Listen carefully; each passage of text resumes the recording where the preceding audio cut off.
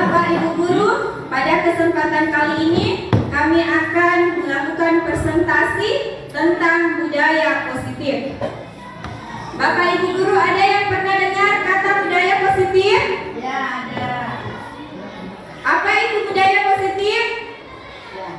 Tinggal aku yang menyesuaikan dengan adat istiadat yang ada di kota Banjar kita, menempatkan perilaku yang positif sesuai dengan budaya-budaya yang kita miliki. Oh iya, Begitu menurut saya. bagus sekali jawaban dari Ibu Jihardiana. Bagaimana dengan payung tadi? Budaya positif? Iya, benar sekali.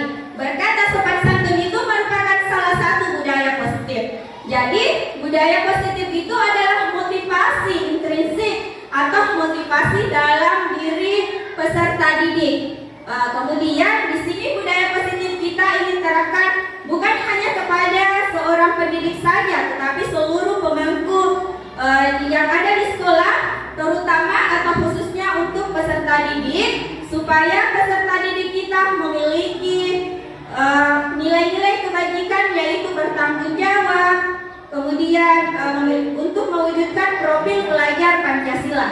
Ya, untuk mengefisienkan waktu, saya akan memaparkan materi tentang budaya positif. Adapun konsep inti pada modul 1.4, yaitu yang pertama, perubahan paradigma belajar. Itu materi pertama kita. Kemudian yang kedua adalah disiplin positif. Kemudian yang ketiga, kebutuhan dasar manusia. Kemudian selanjutnya, motivasi perilaku manusia. Kemudian posisi kontrol. Selanjutnya ada keyakinan kelas dan segitiga restitusi.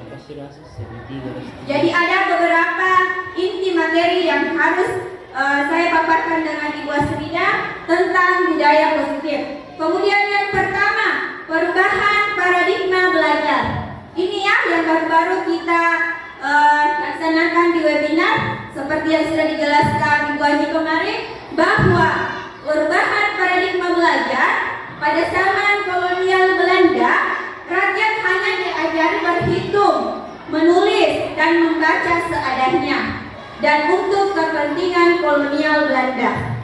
Sedangkan pendidikan paradigma baru, pendidikan yang berpusat pada peserta didik atau pendidikan yang berpusat pada murid, untuk mencapai kebahagiaan lahir dan batin setinggi-tingginya. Kemudian pembelajaran yang berorientasi pada penguatan kompetensi dan pengembangan karakter yang sesuai dengan nilai-nilai Pancasila. Pembelajaran paradigma baru memastikan praktik pembelajaran yang berpusat pada murid, yang mana setiap murid belajar sesuai dengan kebutuhan dan tahap perkembangan untuk mewujudkan profil pelajar Pancasila. Seperti yang ada pada slide, ada beberapa elemen profil pelajar Pancasila. Yang pertama ada beriman, bertakwa kepada Tuhan Yang Maha Esa, dan berakhlak mulia. Kemudian ada berkebinekaan global, kemudian bergotong royong, kemudian ada kreatif, bernalar kritis, dan mandiri.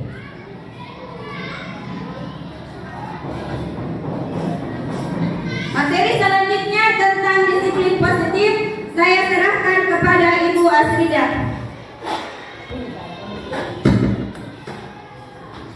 Baik, terima kasih Ibu Mulyani atas waktu yang telah diberikan kepada saya.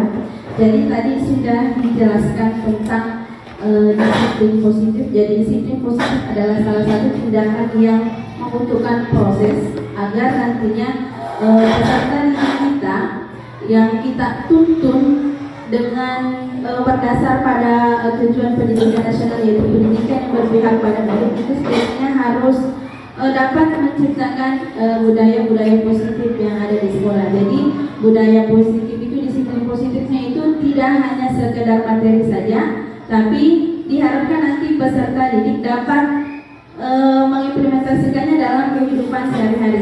Jadi yang awalnya disiplin positif itu mereka lakukan karena ada ada aturan, ada yang harus mereka laksanakan, yaitu motivasi ekstrinsiknya yang bekerja penuh. Nah, kita mau mengubah bagaimana motivasi ekstrinsik itu, motivasi yang hanya berasal dari luar, berasal dari gurunya, berasal dari orang tuanya atau orang tua sekolah, itu yang akan kita tuntun, yang akan kita arahkan kepada peserta didik kita.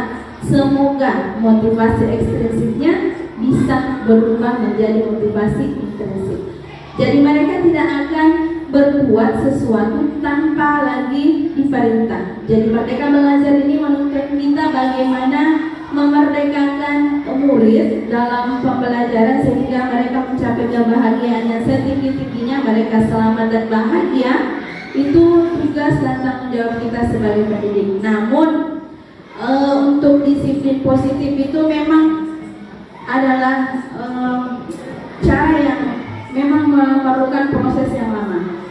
Jadi mengubah seseorang yang sudah berkarakter dari lahir itu sebenarnya sesuatu yang boleh dikata mustahil, tapi setidaknya kita bisa memperkenalkan hal-hal positif sehingga mereka dengan sendirinya bisa menimbang mana yang bagus untuk saya, mana yang tidak bagus untuk saya. Jadi susah memang melihat keadaan siswa kita. Semua sekolah yang saya temui, gurunya itu juga mengatakan bahwa di sekolah saya siswa saya begini. Nanti pungut sampah kalau disuruh, nanti bajunya masuk kalau disuruh. Memang itu adalah proses untuk mendisiplinkan siswa. Jadi sebagai pendidik tentunya kita mengharapkan murid yang memiliki disiplin positif yang termotivasi secara intrinsik dari dalam. Disiplin positif merupakan salah satu cara penerapan disiplin yang bertujuan untuk menumbuhkan kesadaran anak untuk melakukan sesuatu tanpa hanya ancaman maupun hukuman. Jadi kita mau membentuk, mengarahkan karakter yang dimiliki siswa itu, semoga dia tidak melakukan perbuatan yang baik karena ingin dipuji sama gurunya, tidak ingin dipuji sama teman-temannya. Jadi kita mau menghilangkan hal-hal yang demikian. Jadi kita bagaimana caranya menumbuhkan disiplin positif kepada siswa sehingga dia melakukan sesuatunya itu tanpa takut untuk dihukum, takut mendapatkan ancaman, dan ingin mendapatkan hadiah. Jadi proses yang betul-betul memakan waktu yang lama. Bisa saja pada saat anak didik kita bersekolah di sini disiplin positifnya belum termotivasi secara intrinsik, tapi kemungkinan hal-hal baik itu mereka sudah cerna, kemudian mereka terapkan di pendidikan yang selanjutnya.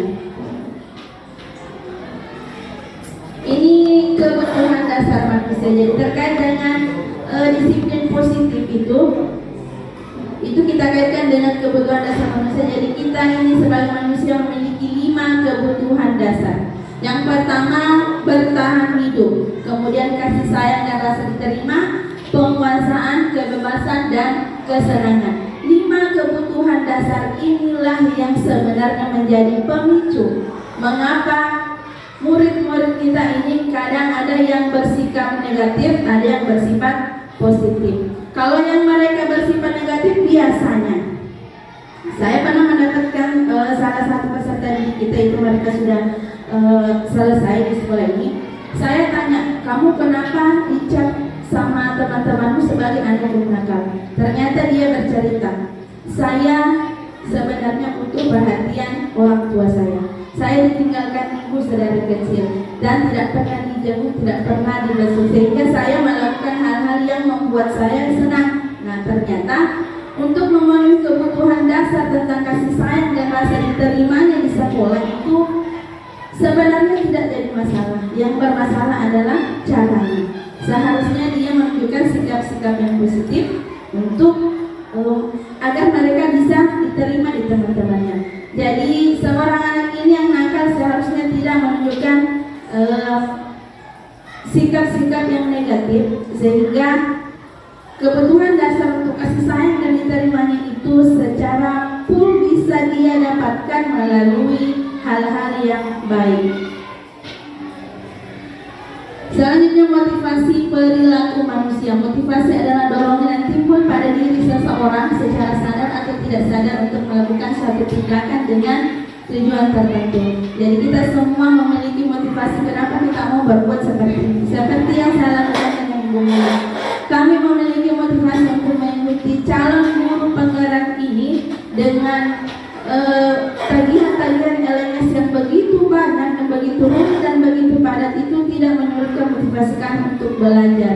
Jadi salah satu motivasi kami untuk mengikuti guru penggerak ini itu kami mau belajar, karena kami sadar belajar tidak hanya untuk murid, guru juga harus belajar. Apa yang bisa kita berikan kepada anak didik kita kalau tentunya kita tidak juga mengetahui apa yang bisa kita berikan kepada mereka. Seperti zaman sekarang, katanya sudah era 4.0 dan hampir lagi kita menuju era 5.0. Kemudian kita introspeksi diri, apa yang bisa kita berikan kepada anak didik kita kalau kita sendiri tidak belajar. Jadi belajar tidak harus mengenal usia, baik muda maupun tua. Intinya kita mau menuntut peserta didik. Ini bukan sekedar kertas yang akan kita coret. Mereka ini sudah lahir sudah memiliki kodratnya masing-masing. Namun itu masih sama-sama. Ini menurut Ki Hajar Dewantara. Nah, tugas kita sebagai didik bagaimana kita menebalkan garis sama-sama tersebut supaya bisa mengarahkan peserta didik kita menuju masa depan yang bisa menyelamatkan dan membahagiakan mereka. Ada dua jenis motivasi perilaku manusia. Yang pertama, motivasi ekstrinsik atau motivasi yang berasal dari luar. Jadi murid melakukan disiplin itu karena takut menerima hukuman, takut diancam sama gurunya, atau murid melakukan sesuatu itu karena ingin dipuji, ingin mendapatkan penghargaan, ingin mendapatkan bintang. Nah, kalau saya masuk bajunya pasti dipuji-puji gak sama guruku. Jadi itu ceritanya dia belum ada motivasi dari dalam, dari dirinya sendiri. Selanjutnya motivasi intrinsik, motivasi yang muncul dari dalam diri masing-masing pribadi. Jadi tidak ada lagi ancaman, tidak ada hukuman, dan tidak ada penghargaan yang ingin diperoleh, tapi mereka sadar betul karena mereka menghargai dirinya sendiri. Jadi seseorang yang melakukan sesuatu berdasarkan kemauannya berarti dia sudah menghargai dirinya sendiri. Berikut adalah konsep disiplin dengan identitas gagal. Apa maksudnya konsep disiplin dengan identitas gagal? Kita membentuk karakter, menuntut karakter siswa terkait tadi dengan motivasi internalnya, motivasi eksternalnya, kemudian dikaitkan dengan disiplin positif. Jadi kalau ada siswa yang melakukan sesuatu hanya karena takut hukuman dan ingin mendapatkan penghargaan, lagi-lagi dia memiliki identitas yang gagal. Itu yang tidak kita inginkan murid seperti itu. Ini bentuk konsep dari disiplin gagal. Hukuman itu bersifat menyakitkan, tidak nyaman, memaksa, murid jadi takut, murid menyembunyikan kesalahan, murid menjadi rendah diri. Nah, kalau penghargaan dan hadiah itu tidak efektif, merusak hubungan, mematikan kreativitas, menghukum dengan sistem ranking, merampas hak menghargai dirinya. Jadi ini konsep disiplin yang dikatakan oleh Ki Hajar Dewantara bahwa manusia tidak boleh memiliki identitas gagal. Mereka tidak boleh diberikan hukuman, walaupun sebenarnya penerapannya memang sulit untuk tidak menghukum murid, apalagi sudah dilakukan berulang kali. Sejatinya kita seorang manusia pasti sudah jengkel, sudah kesal, sudah dibaik-baiki, tapi siswanya masih seperti itu wajar. Tapi ada yang namanya diminimalisir. Jadi perlu siswanya dirangkul tanpa kita harus menjadi temannya.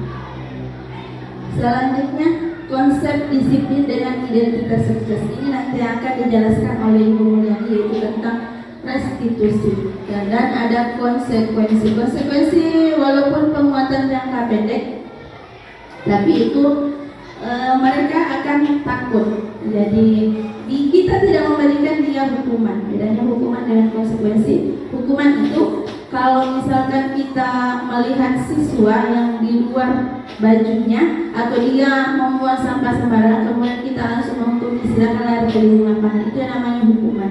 Kemudian kalau konsekuensi, kita melihat siswa untuk membuang sampah sembarangan, kemudian kita menyapanya, kemudian kita bertanya apa yang telah kamu lakukan, kemudian dia menjawab saya membuang sampah. Kemudian kita lagi bertanya, kira-kira kalau sampahnya berserakan bagus tidak? Nah, disitulah kita bisa menimbulkan kesadaran, walaupun hanya sedikit, tapi pasti siswa itu akan sadar dengan sendirinya untuk mengambil sampah tersebut dan tidak akan lagi membuangnya pada sembarangan tempat. Jadi ini diharapkan dimiliki oleh siswa kita, yaitu identitas sukses tentang konsep disiplin.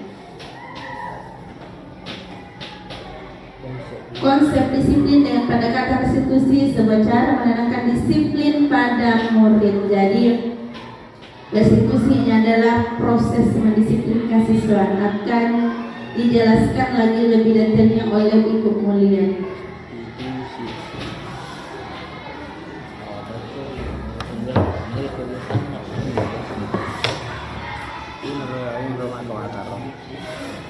Ya baiklah, saya akan melanjutkan materi tentang restitusi. Jadi restitusi di sini yaitu proses menciptakan kondisi bagi murid untuk memperbaiki kesalahan yang telah dilakukan, sehingga mereka bisa kembali pada kelompok mereka dengan karakter yang lebih baik. Jadi ada kesalahan-kesalahan yang dilakukan peserta didik. Jadi untuk mengubah peserta didik ke jalan yang lebih baik atau kesalahan yang telah dilakukan, itu yang namanya restitusi. Kemudian ada beberapa ciri-ciri restitusi. Yang pertama, menguatkan dan fokus pada solusi. Kemudian fokus pada karakter, bukan tindakan. Jadi karakter-karakter peserta didik yang ingin diperbaiki, bukan tindakan ya. Kemudian selanjutnya, bukan menebus kesalahan, namun belajar dari kesalahan. Kemudian mencari kebutuhan dasar yang mendasari tindakan. Kemudian tawaran, bukan paksaan. Kemudian selanjutnya memperbaiki hubungan dan menuntun untuk melihat ke dalam diri. Seperti itu ciri-ciri dari restitusi. Kemudian di sini ada perbedaan ya dari hukuman, konsekuensi, dan restitusi. Kalau kita ambil contoh, hukuman di sini adalah ketika kita memberikan hukuman kepada peserta didik tanpa adanya kesepakatan. Jadi kita langsung menghukum peserta didik. Misalnya dia terlambat ke sekolah, kemudian kita langsung menyuruh untuk lari. Tidak ada juga hubungannya antara apa yang sudah dilanggar dengan hukuman yang kita berikan. Itu merupakan hukuman. Kalau konsekuensi di sini kita memberikan hukuman kepada peserta didik, tetapi kita sudah ada kesepakatan bersama peserta didik. Misalnya dia terlambat ke sekolah, kemudian kita memberikan misalnya dia disuruh mencatat berhubungan dengan pelajaran pada saat itu, mungkin saja dia akan ketinggalan pelajaran karena dia terlambat. Bukan disuruh untuk lari ke lapangan atau misalnya hormat di bawah tiang bendera seperti itu. Dan itu merupakan menurut Ki Hajar Dewantara tidak boleh dilakukan oleh seorang pendidik yang namanya hukuman. Kalau konsekuensi bisa, tetapi ada kesepakatan antara pendidik dengan peserta didik. Seperti itu. Kemudian restitusi. Ya, restitusi di sini ketika ada peserta didik yang mengalami permasalahan, misalnya tidur di dalam kelas, kita panggil dulu peserta didik itu apa permasalahan anak-anak sehingga dia bisa tertidur di dalam kelas. Tidak langsung menghukum atau memberikan konsekuensi kepada peserta didik tanpa harus mengetahui alasan apa yang dilakukan peserta didik sehingga dia tertidur di dalam kelas. Seperti itu Bapak dan Ibu guru. Kemudian selanjutnya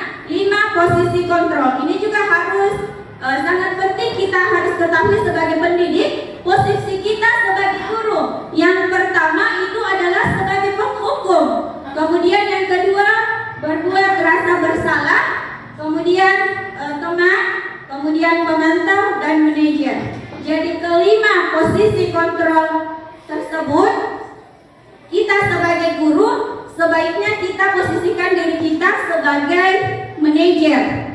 Jangan sampai kita sebagai penghukum atau berbuat rasa bersalah. Setidaknya lah kalau kita tidak bisa sebagai manajer, kita sebagai pemantau. Seperti itu Bapak Ibu Guru. Oh, hatame. Dari guru rektorio lah. Kemudian materi selanjutnya yaitu keyakinan kelas akan dilanjutkan oleh Bu Asrida. Si Aga na guru penggerak. Si Aga honor na poida. Ya, tadi sudah dijelaskan tentang 5 posisi kontrol yang salah satu posisi yang harus dimiliki oleh seorang pendidik itu sebagai manajer. Walaupun dalam kenyataannya kita masih berada pada posisi kan dulu kita ada pendidikan dasar pendidikan. iya, posisi ya apa berbuat keadaannya memaksa. Baik, bagaimana caranya kita menghindari posisi penghukum? Ada baiknya kita melihat tentang keyakinan kelas, peraturan kelas atau tata tertib kelas. Apa itu keyakinan kelas? Pernah mendapatkan frasa keyakinan kelas? Saya pun juga baru mendengarkan keyakinan kelas itu semenjak adanya kurikulum merdeka. Ternyata peraturan dan tata tertib itu bagus untuk kita terapkan di sekolah. Hanya saja materi yang kami terima itu menurut isi buku dari Ki Hajar Dewantara itu sebaiknya menggunakan kalimat keyakinan kelas, dan kalimat keyakinan kelas itu sebaiknya kalimat-kalimat yang bersifat universal atau kalimat yang bersifat umum, dan kalimatnya harus yang berbau positif. Contoh misalnya, contoh di peraturan sekolah kita dilarang mengeluarkan pakaian selama berada di wilayah sekolah misalnya. Jadi kata dilarang itu dia sudah bercirikan dengan peraturan atau tata tertib kelas. Kata dilarang itulah yang ingin kita tanamkan dalam benak murid. Namun kalau kata dilarang yang selalu terngiang, maka motivasi yang muncul adalah ekstrinsik, karena mereka takut untuk dihukum. Kalau mereka melanggar aturan tersebut, mereka dihukum. Nah, lagi kita sudah mendapatkan posisi penghukum. Nah, sekarang posisi penghukum itu kita mau hilangkan. Salah satu caranya yaitu mengubah kalimat tata tertib atau peraturan tersebut menjadi keyakinan kelas. Jadi kalimatnya bisa seperti rapi dan sopan berpakaian selama berada di lingkungan sekolah. Jadi makna kalimat rapi dan sopan dibandingkan dengan dilarang mengeluarkan pakaiannya selama berada di lingkungan sekolah itu sepertinya lebih enak didengar yang rapi dan sopan. Jadi kita bisa menyentuh akal perasaan peserta didik kita tanpa mengikutkan dilarang, tidak boleh dan jangan. Itu yang kami terima selama pendidikan guru penggerak. Ternyata kalau mau mendisiplinkan siswa itu, upayakan peraturan itu jangan hanya sekadar peraturan yang dibaca. Karena kapan siswa sudah melanggar, berarti dia harus dihukum. Nah, kita mau menghindari posisi penghukum. Tapi kalau keyakinan kelas yang dia tidak patuhi, dia tidak yakini, kita bisa memposisikan diri kita sebagai manajer. Di situ bisa kita meyakinkan keyakinan kelas apa yang sudah kalian yakini. Misalnya ada siswa yang tidak rapi pakaiannya. Mengapa begitu nak? Saya tidak suka ibu. Lalu bagaimana dengan keyakinan sekolah yang sudah kita sepakati bersama? Seharusnya baju saya di dalam ibu. Jadi yang mana bagus kelihatan, di luar apa di dalam. Jadi kita menuntun siswa, walaupun sebenarnya itu susah karena memerlukan proses. Tapi proses itulah yang akan nantinya mereka ingat. Kalaupun memang belum bisa rapi serapi-rapinya, setidaknya kalau melihat kita dia sudah rapi. Tapi jangan langsung diberikan penghargaan, jangan langsung diberikan jempol. Cukup penghargaan secara umum, jangan berikan penghargaan secara individu supaya dia lagi tidak naik lagi ke lehernya. Selanjutnya proses pembuatan keyakinan kelas. Ini proses pembuatan keyakinan kelas saya sudah lakukan di kelas saya. Jadi pertama saya membuat peraturan-peraturan dalam kelas. Saya mengajak peserta didik untuk menyebutkan atau menuliskan peraturan-peraturan yang tidak boleh dilanggar di kelas. Dan mereka sudah menuliskan, jangan makan dan minum, dilarang membawa senjata tajam, tidak boleh ribut ketika gurunya menjelaskan materi, dilarang tidak boleh memakai sepatu selain warna hitam. Jadi kata yang dilarang, jangan dan tidak boleh itu saya kemudian tuntun mereka untuk mengubah kalimat tersebut menjadi sebuah keyakinan kelas. Jadi keyakinan kelas itu tidak boleh banyak-banyak. Mengapa tidak boleh banyak? Cukup sedikit, tapi itu yang bisa diingat peserta didik. Kemudian diingat dan mereka bisa laksanakan, mereka bisa terapkan. Kemudian berupa pernyataan universal. Jadi pernyataan yang bersifat umum. Kalau misalkan peserta didik melakukan hal-hal saling menghargai. Berarti kalau sudah saling menghargai, berarti dia tidak lagi saling menghargai dan menghormati, berarti dia tidak lagi mengejek gurunya, mereka juga tidak saling mengejek, jadi sudah terangkum semua. Kemudian sesuai dengan kondisi kelas agar mudah diterapkan.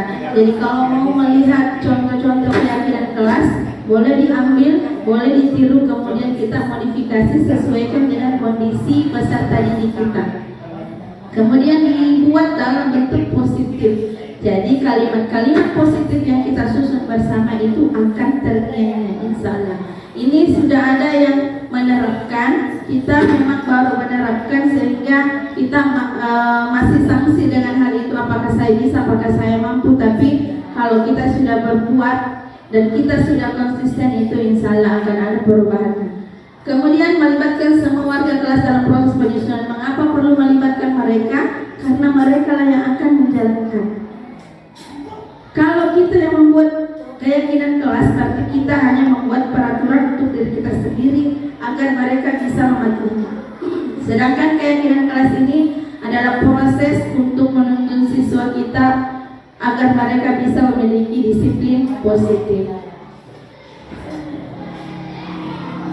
Selanjutnya tentang segitiga restitusi yang akan dijelaskan oleh Ibu Mulyani.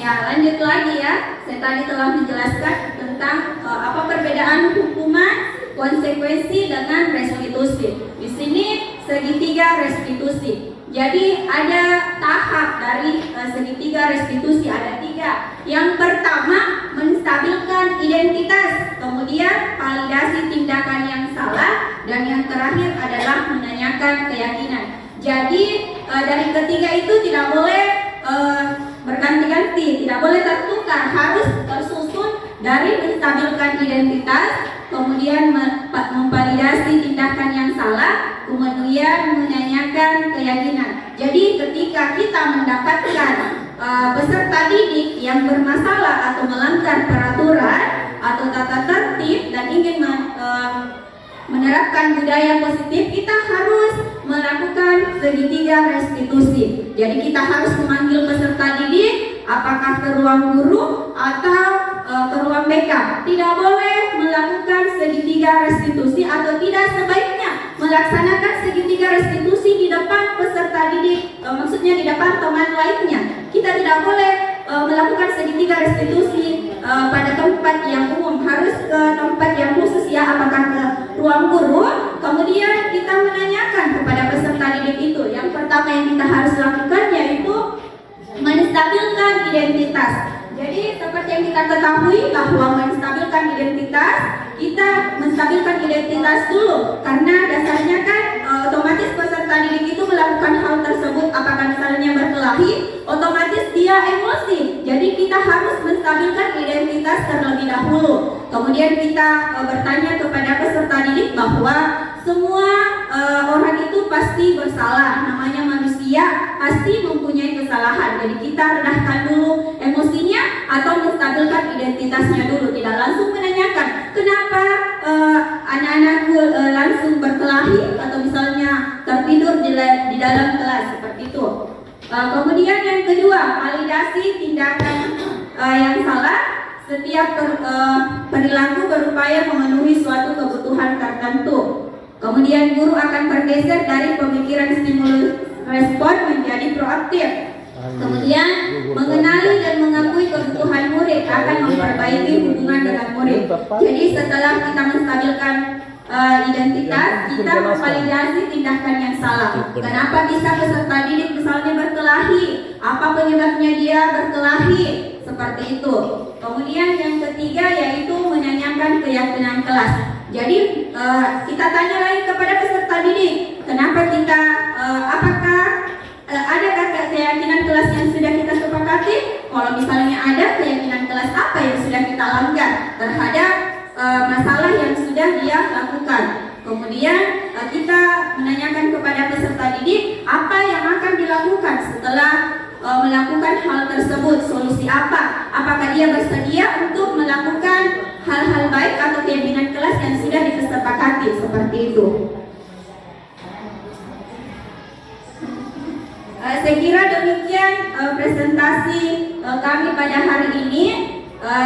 Sekarang saya buka sesi bertanya. Siapa tahu ada bapak atau ibu guru ingin menanyakan sesuatu tentang materi yang kita paparkan pada hari ini, atau ada saran yang bisa diberikan kepada kami, atau ada praktik-praktik baik yang sebenarnya sudah kita lakukan, cuma perlu ditingkatkan.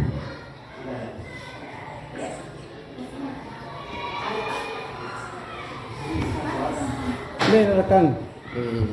Terima kasih. Assalamualaikum warahmatullahi wabarakatuh. Waalaikumsalam. Jadi kegiatan hari ini kita semua, dan saya akan mengajukan pertanyaan, mungkin juga dirayakan dengan kegiatan kemarin webinar. Begini, ada dasar anggapan begini, untuk mendiskusikan siswa kita paksa dulu dengan anggapan supaya terbiasa. Jadi harus supaya siswa disiplin, kita paksa dulu supaya terbiasa. Apakah anggapan itu benar? Dan yang kedua, tentu berbuatnya semuanya. Ternyata dalam tindakan perlindungan itu luas sekali maknanya. Setelah kemarin itu benar, memberikan tugas saja kepada siswa terlalu banyak, termasuk perlindungan. Ya,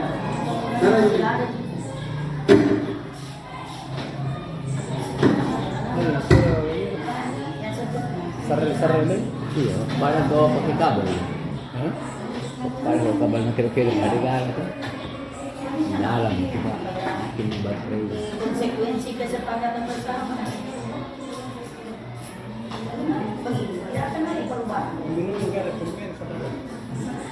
Ya, baik, terima kasih atas pertanyaan yang luar biasa kepada kami. Jadi pertanyaannya, apakah paksaan itu baik untuk kita terapkan agar bisa mendisiplinkan siswa? Sejujurnya, kalau berbicara teori itu sebaiknya tidak dilakukan. Tapi kalau kita berbicara keadaan, lagi-lagi keadaan, pasti kita kita selalu melakukan paksaan. Namun kalau secara teori kita selalu melakukan tindakan paksaan, kita kembali ke motivasi ekstrinsik. Motivasi itu tidak akan muncul sendiri dari siswa. Jadi dia akan melakukan hal tersebut hanya karena terpaksa sehingga saya tidak akan ke sekolah. Itu lagi menjurus lagi di situ. Saya tidak mau ke sekolah, pasti saya disuruh menulis. Saya pernah mendengar anak-anak begitu. Saya tidak mau ikut pelajaran IPA karena pasti saya disuruh naik menulis. Walaupun sebenarnya kita tidak memaksa.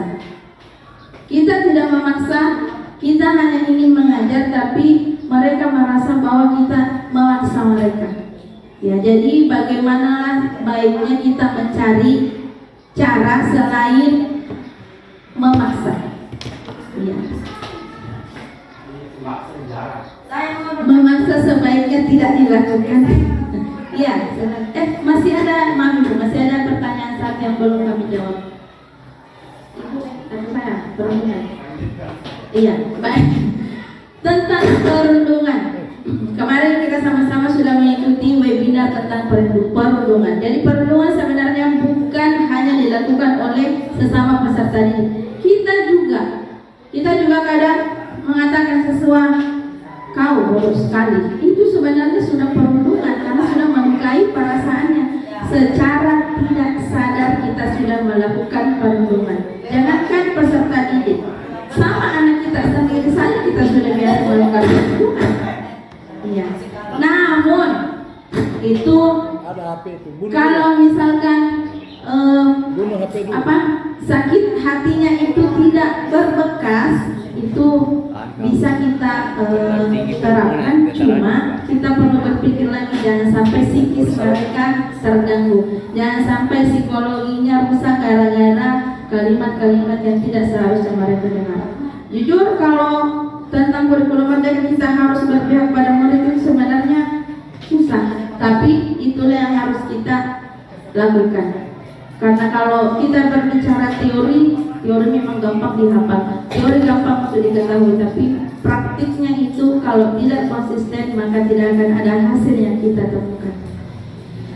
Baik, Ibu Hajah Hardiana, silakan untuk memberikan pertanyaan atau ceritanya. Terima kasih atas kesempatan yang diberikan ya.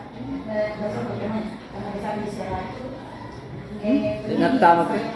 Ini yang dipaparkan tadi ini saya lihat, saya amati, saya dengar, dan saya camkan di hati saya untuk melaksanakannya.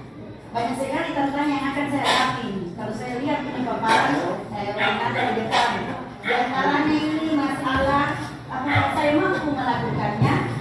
Begini, melihat kondisi di tempat tinggal kita di sini sekolah, ya. Tidak bisa kita samakan kondisi di luar sana. Beda, ya. Beda seorang anak yang mempunyai orang tua, yang punya baby sister, yang mempunyai pembantu, ya. Beda dengan orang tua yang hanya merawat anak, apalagi dia seorang diri. Beda. Contoh ya, kemarin saya mengajar 83. Saya menghadapi seorang anak yang tidak usah saya sebut namanya. Saya tegur dia menggunakan karena saya sudah ikut webinar. Saya lihat saya coba-coba, ya. Jangan memberikan, jangan begini, jangan begitu, ya. Nah, saya lakukan, Tio, jangan begitu, nah, tidak. Saya menggunakan kata-kata yang seperti paparkan tadi adalah restitusi yang menggunakannya dengan kelembutan. Tapi masih melakukan. Tio, 2 kali. Tio, itulah yang membuat dia akhirnya dia mendengar. Jadi saya serba salah, ya. Jadi saya berbuat dengan apa yang diinginkan oleh kurikulum merdeka. Akhirnya saya mau, karena itu kalau saya lihat hukuman itu memang tidak baik. Tapi kalau hukuman adalah berupa ancaman, anak-anak mendengar di sini dengan kita pasal. Kalau konsekuensikan kesepakatan. Apa yang sudah kita buat, kalau dia melanggar, oke lah, dia harus menerima. Restitusi dengan cara misalnya, nah kenapa tadi buang sampah tidak cuci tempatnya, dijelaskan lagi, tidak pernah masuk di akalnya, tidak pernah barangkali itu yang perlu saya sampaikan lalu sebagai guru yang menghadapi sekolah yang implementasi kurikulum merdeka banyak sekali yang harus kita lakukan. Itu banyak kendala yang saya harus hadapi. Ya, kayak seperti membuat surat sekolah ini. Seperti ini kan masih ada guru tulis PTS 7, seharusnya STS. Seperti dengan semester. Nah, soalnya berbeda. Tapi PTS saya pakai. Jadi inilah kendala-kendala yang dihadapi dan saya sudah berusaha. Insya Allah saya berusaha dan mencoba lagi. Walaupun harus saya cabut. Apa boleh buat? Merasa juga pas sering jalan satu kelas berbeda-beda. Soal dikasih Pak. Anda sebut pelanggaran. Ya, kita berikan dulu aplaus untuk apresiasi yang telah dilakukan oleh Ibu Andi Hardiana. Dia merupakan guru yang sudah ini ya, tapi motivasinya untuk belajar itu luar biasa. Sering saya lihat di internet, biasanya di Facebook atau apa, ibu sudah jam 11 tapi masih online. Mungkin dia main Facebook, tetapi pada saat pendampingan dia mengatakan bahwa dia tidak Facebook atau TikTok, tetapi dia belajar. Dia mempunyai motivasi yang sangat luar biasa untuk mengubah dirinya untuk yang lebih baik lagi ya. Jadi seperti yang pertanyaan ibu tadi, mungkin di sini seperti yang kita ketahui bahwa restitusi itu mungkin ibu memang sudah laksanakan di sekolah, sudah kita laksanakan yang namanya restitusi, tapi kita tidak tahu bahwa yang kita laksanakan itu adalah restitusi. Kemudian kalau misalnya ibu sudah lakukan kepada anak-anak, mungkin ibu baru laksanakan baru 1 kali atau sudah sering berkali-kali.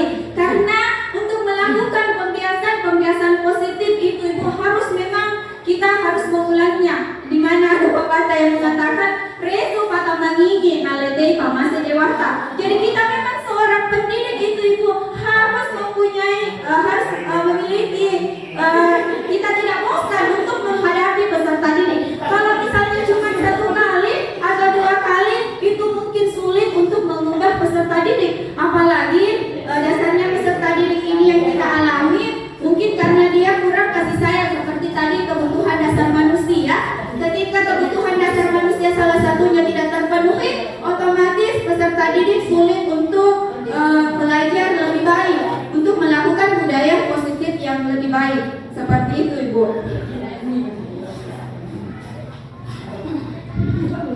Ya baik, terima kasih atas pertanyaan yang diberikan tadi oleh Ibu Haji Hardiana. Saya menyambut jawaban dari Ibu Mulyani. Kalau saya berpendapat bahwa restitusi itu sebenarnya bukan hanya tugas kita. Jadi perlu ada kolaborasi antara pihak sekolah dan orang tua. Karena kita di sekolah cuma berapa jam. Itu pun kalau kita punya jam. Jadi kalau kita tidak punya jam, kita tidak bertatap muka lagi dengan mereka. Jadi perlu adanya kerjasama yang baik antara pihak sekolah dengan orang tua siswa. Itu sebenarnya kita sudah lakukan. Kita sisa menunggu waktu yang dinanti kita bagaimana sehingga siswa kita sudah bisa menanamkan keyakinan kelas itu di benaknya. Jadi selain kerjasama antara sekolah dengan orang tua, semua pendidik juga itu harus bekerja sama. Ya, kita harus bekerja sama, kita harus selalu berdiskusi, kita harus selalu bercerita apa masalahnya, apa kira-kira solusinya. Jadi untuk itu juga sambil saya melakukan diseminasi tentang budaya positif, saya juga mau mendiseminasikan tentang komunitas praktisi, komunitas belajar. Kurikulum Merdeka mewajibkan satuan pendidikan memiliki komunitas praktisi. Mengapa demikian? Komunitas praktisi itu adalah sekelompok orang yang memiliki keresahan dan kekhawatiran yang sama. Jadi kita ini sudah dianggap sekelompok orang yang satuan pendidikan SMP 3 24 yang memiliki keresahan yang sama. Kita sama-sama rasa melihat tingkah laku peserta didik kita. Kita sama-sama rasa bagaimana caranya kita meningkatkan potensi diri kita. Jadi kita sama-sama memiliki keresahan yang sama, memiliki kekhawatiran yang sama, memiliki kelompok praktisi yang nantinya akan kami jalankan itu, kalau misalkan ada kesepakatan itu kami mau melaksanakan kelompok praktisi yang bernama Kamis Manis, Kamis Matutu Patiseneng. Jadi bukan hanya peserta didik yang matutu patiseneng, tapi kita juga sebagai pendidik harus menuntut patiseneng, harus belajar karena kita mau mengajar. Jadi rencananya nanti kegiatan tersebut kami laksanakan setiap hari Kamis, itu pun berdasarkan kesepakatan Ibu Bapak. Jadi kita akan buat kesepakatan hari Kamis itu kita laksanakan jam berapa, selama beberapa menit, kemudian setiap pekannya berapa kali atau setiap bulannya berapa kali. Itu tergantung kesepakatan kita semua. Adapun yang kita bahas juga itu tergantung dari kesepakatan kita. Misalnya ada hal-hal urgent, walaupun kami sudah menyusun jadwal, menyusun materi, tapi bisa saja. Jadi di kelompok praktis nanti itu bukan cuma masalah yang akan kita bahas. Kita akan berbagi praktik baik yang sudah kita laksanakan bersama. Di sekolah kita itu rata-rata pendidiknya itu sudah BUP, batas usia pensiun. Jadi pengalaman mengajarnya itu sudah banyak yang mereka terapkan. Jadi kami yang muda-muda meminta sumbangan ilmunya, sumbangan praktik baiknya, cerita praktik baiknya yang pernah Bapak Ibu lakukan agar kami bisa meniru, kemudian kita modifikasi. Ya, terima kasih Bapak Ibu. Masih ada pertanyaan atau ada yang ingin berkomentar? Silakan Bapak. Bisa pakai mic? Bisa.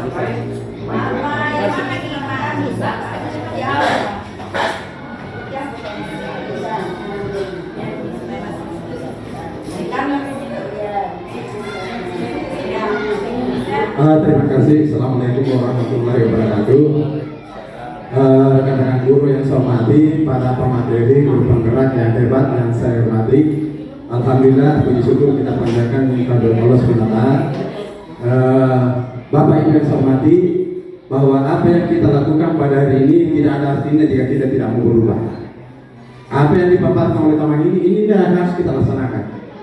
Saya selaku manajer, selaku kepala sekolah, bahwa semua ilmu yang saya pernah peroleh terus terhapus semua oleh ini modifikasi. Dan ada anggapan yang perlu kita hindari. Makin banyak kita protes, orang itu pasti kosong. Itu prinsip. Jika ada seseorang atau ada siswa yang banyak protesnya, banyak ceritanya, berarti orang itu kosong. Yang kita harus lakukan sekarang adalah ini jangan berlalu begitu saja. Jadi sebaiknya kita terapkan ini pada diri kita masing-masing semampu kita. Karena kapan ini kita tidak laksanakan, maka kita MSI masih seperti itu dan penggerak tidak ada artinya. Nah, adik-adik kita yang dua ini mereka sedang berjuang untuk memperoleh ilmu seperti ini, tetapi kita tidak untuk bersama-sama untuk membantu, tidak ada juga artinya. Kita tahu bersama bahwa untuk kita kuliah dulu kita pernah dapat ilmu dasar pendidikan, psikologi pendidikan, tapi ternyata korelasinya dengan ini hampir tidak ada. Iya, kita sudah dapat didaktik pendidikan, dasar-dasar pendidikan, psikologi pendidikan yang kita pelajari di bangku kuliah waktu kita itu, ternyata apa yang mereka lakukan sekarang ini adalah modifikasi. Yang jelas Pak, ada 5 tadi karakter yang kita pilih cuma 2, jadi pengawas, jadi manajer. Hilangkan yang 3 ini Pak. Kalau ini mau berhasil, iya, hanya 2. Kapan itu kita mindset kita selalu masih ke situ? Sebenarnya kapan pada luar negeri, pada SMA tidak atau SMP tidak langsung dipecat. Iya, SMP tidak ini Pak, karena kepala sekolahnya pernah memberikan materi di SMP 1-2-4. Kapan ada guru tidak mencapai KKM, tidak bisa memenuhi SOP sekolah itu pecah. Karena mereka adalah swasta. Ini deh, anak sekolah atau makan di makumo tuh. Ini mindset ini yang harus kita rubah. Bahwa kita harus berubah untuk mencapai tujuan ini. Jadi saya sering juga ikuti ini di dalam perintah-perintah bos. Dan jangan kita selalu wah manumotu gampang. Dan memang selalu bertentangan dengan nurani kita bahwa menghukum itu kebiasaan. Memang susah Pak, susah. Terus terang Pak, susah sekali. Jadi kalau kita ingin terapkan seperti itu memang susah berubah. Tapi alangkah gampangnya kalau kita tidak mau berubah. Susahnya kalau tidak berubah, gampang sekali lah mencatat materi-materi tadi. Jadi saya minta kepada adik kita ini guru penggerak yang hebat, tolong ini di print out, kasih teman. Dia pelajari supaya mereka juga memahami inilah yang sebenarnya budaya positif. Kapan tidak begitu susah, tidak akan tercapai seperti itu. Dan ironisnya Pak, mengubah siswa menjadi yang lebih baik disiplin budaya yang positif susah memang. Karena karakter siswa dalam satu kelas itu ada dua, bisa diatur, tidak bisa diatur. Nah, penggerak sudah memberikan penggarisan bagi tiga. Ini mental lakukan. Jadi terima protes nih, buat apa? Manfaat susah karena sudah ada teorinya. Teorinya diberikan oleh penggerak bagi tiga, berikan pelayanan yang berbeda dan pemberian restitusi dan apa tadi yang satu ada dua itu.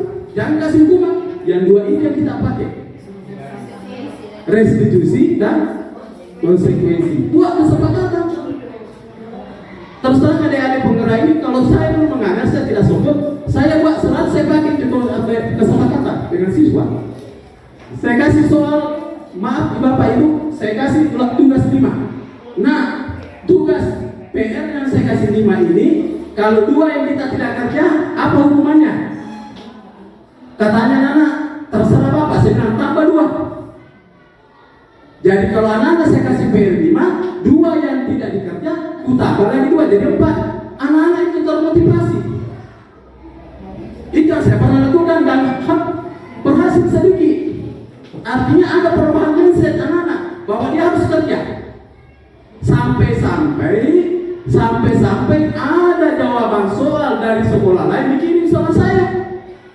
Menguji kapan? Begitulah istilahnya, karena anak-anak itu pergi mencari jawaban. Karena kalau tidak ada soal tidak dikerja 2, ku tambah 2 jadi 4. 4 tidak kerja tambah sih sampai mereka jadi mereka tidak berani untuk tidak kerja juga. Itu contoh biasa untuk Bapak Guru. Jadi kesimpulan saya Pak, mari coba-cobalah, mari kita mengikuti seperti ini. Jangan lagi pakai itu yang 3. Pakai pengawas dan manajer. Mari kita rubah anak-anak itu. Terima kasih berkat sekadar masukan saya. Baik, terima kasih untuk Bapak Kepala Sekolah. Bagaimana Ibu Bapak, masih ada atau kita akhiri sanksi? Oh, masih ada. Silakan Bapak. Silakan bercerita di depan. Oke, terima kasih. Assalamualaikum warahmatullahi wabarakatuh. Waalaikumsalam. Ya, saya juga salut bahwa tujuannya sangat baik. Tapi kalau bisa, jangan juga lupa hal-hal yang lain. Karena semua yang dijelaskan di atas saya sudah yakin bagus. Nah, di antaranya itu, taruhlah selama ini saya kira kita sudah lakukan, cuma bahasanya mungkin lain. Sama dengan harus berpakaian rapi, dilarang di luar bajunya. Saya kira bahasanya dia beda, kita sudah laksanakan. Nah, terus tidak boleh kita memaksakan. Nah, kalau suatu tempat tidak ada aturan di situ yang memang diterbitkan di situ yang harus dipatuhi, saya kira susah. Nah, ketika ada aturan, mau tidak mau harus diikuti. Contohnya di sekolah ini, harus kita patuh pada aturan yang sudah ada. Kalau ada siswa yang tidak mematuhi, berarti kan sudah melanggar. Terus jangan ada paksaan. Nah, kita ini di sekolah ini, apakah kita yang harus ikut keinginan anak atau anak-anak yang harus ikuti keinginan sekolah? Karena siswa bukan satu macam. Angka icabolo-cabolo yang wakata atau kita berlakak di mata. Jaga pipi. Nah itu kita sudah lakukan. Terus saya sudah sering mengalami setiap siswa yang melanggar saya panggil, selalu saya bikin perjanjian sama mereka. Diulang terus. Nah kalau sudah berulang sampai bukan lagi 3 kali, bahkan ada yang 10 kali itu berjanji hitam di atas putih. Nah dengan jalur yang seperti ini, konsep yang seperti ini, kita harus bagaimana di situ? Memangku bawah nih? Saya kira tidak. Ya. Dan selama ini belum ada juga siswa merasa terlalu dikerasi di sini karena belum pernah ada yang melapor. Berarti kita aman-aman saja. Jadi aturan yang ada di sekolah ini, tata tertib, siswa tidak boleh tidak patuh sama itu. Setiap hari Senin siswa itu sudah berjanji patuh sama guru dan orang tua. Nah kalau dia tidak mau patuh harus ditekan di situ, tidak boleh kita dicaborong ya Pak, atau tuh merah gas-gas cete. Yang penting tidak sampai membuat celaka. Yang jelas, saya kira kita di sini semua bisa tahu batas ini saya bisa kasih, ini tidak boleh saya kasih. Sebenarnya sudah kita lakukan, cuma bahasanya lain, ini lebih canggih. Kalau dulu, ya jangan apa-apa, artinya dia agak teori makanya harus begini, tapi sudah terlaksana. Jadi bukan saya tidak setuju nih, saya setuju. Tetapi jangan lupa bahwa sekolah itu harus punya aturan. Jangan kita ikut sama keinginan anak-anak. Ya kalau keinginan anak-anak mau diikuti, berapa jumlah siswa di sini? Masing-masing dari keinginannya. Nah itu yang harus disatukan, satu jalan. Saya kira hanya sekedar disebut curhat ke sana atau bagaimana. Oke, terima kasih.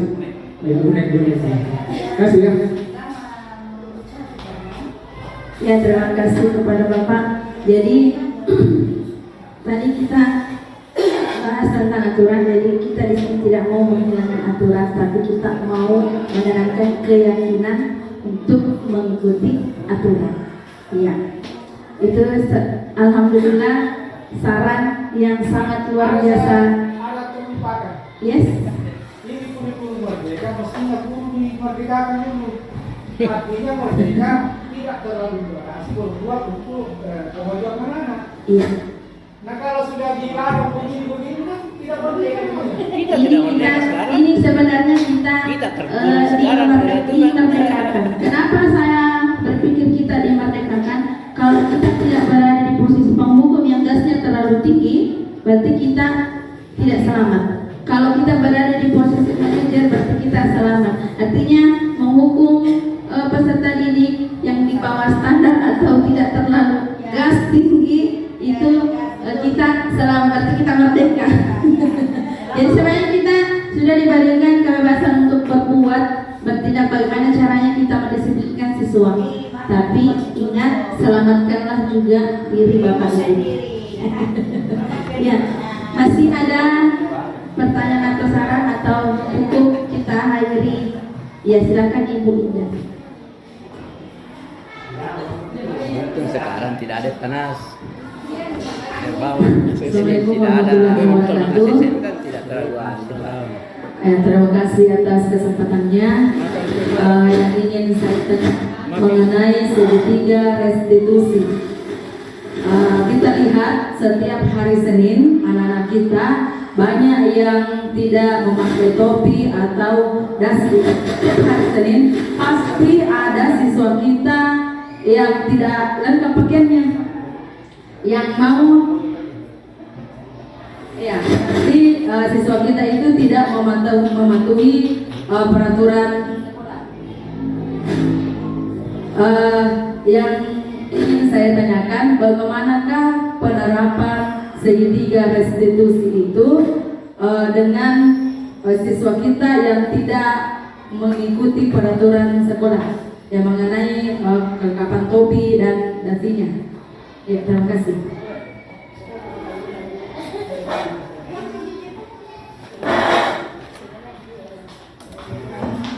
Kan ada BP juga, BP tuh guys. Serah aja lah. Ya, sambil Ini penting Pak. menyimak silahkan dinikmati. Jadi bagaimana menerapkan segitiga restitusi bagi mereka atau siswa yang melanggar peraturan tentang seragam mengikuti upacara bendera. Jujur kita semua tidak melaksanakan segitiga restitusi kalau siswa melanggar. Kita hanya melihat mereka, membiarkan mereka. Tapi saya bisa memberikan contoh yang saya dapatkan. Jadi kalau ketika kita sudah mendapatkan siswa yang melakukan pelanggaran seperti itu, panggil dia, ajak berbicara. Kemudian apa yang harus kita bicarakan? Tanyakan, kenapa tidak? Tadi kamu apa di jam pertama hari Senin? Dia mengatakan upacara. Kira-kira kalau upacara itu pakaiannya seperti apa? Dijelaskanlah pakaiannya. Kemudian masuklah ke wilayah dia. Kira-kira kalau pakaian kamu bagus tidak? Sesuai tidak dengan aturan? Nah, dia akan pasti berpikir tidak sesuai. Kemudian apa yang akan kamu lakukan? Menyesuaikan pakaianmu. Jadi kita menghukum, bahasanya menghukum, tapi prosesnya itu tidak melukai perasaannya. Memang hal itu tidak sesuai dengan kenyataan yang kita dapatkan. Tapi kalau hal itu kita lakukan bersama, kemudian kita ulang-ulang itu pasti juga akan anak tersebut pasti juga akan bosan dipanggil terus tentang bajunya tadi. Tapi memang juga ada siswa yang betul telinganya tidak dipakai, otaknya tidak dipakai. Justru itu yang sebenarnya membuat kita berada di posisi tersebut. Tapi kan tidak semua siswa kita yang membuat kita berada di posisi tersebut. Ya, jadi siswa yang tidak dihukum atau siswa yang perlahan-lahan tidak mendapatkan lagi hukuman dari kita atau konsumsi dari kita kan bisa dijadikan contoh bagi mereka. Karena senakal-nakalnya anak itu juga pasti juga tidak setiap hari menimbulkan hal-hal yang negatif. Pancing dia juga untuk melakukan hal positif. Hal positif itulah yang akan kita puji, berikanlah dia sedikit pujian. Siapa tahu dengan pujian yang sedikit itu bisa sedikit, walaupun cuma sedikit dan sebentar terjadi, sebentar dia sadar, setidaknya dia sudah sadar sedikit, itu sudah alhamdulillah. Tadi saya mau dulu masalah segitiga restitusi penting sekali. Iya, silakan. Ini lebih penting dapat pergi belajar dulu mengaji kelas. Begini Pak, masalah segitiga restitusi ini permasalahannya kan bagaimana kita memberikan teguran yang membuat dia tidak terluka, dia menyadari sendiri. Nah begini, marilah kemauan saya pribadi, saya dan tanggapi kalau begini. Teman-teman, kebetulan kita kumpul di sini, mari kita saling bergandengan tangan.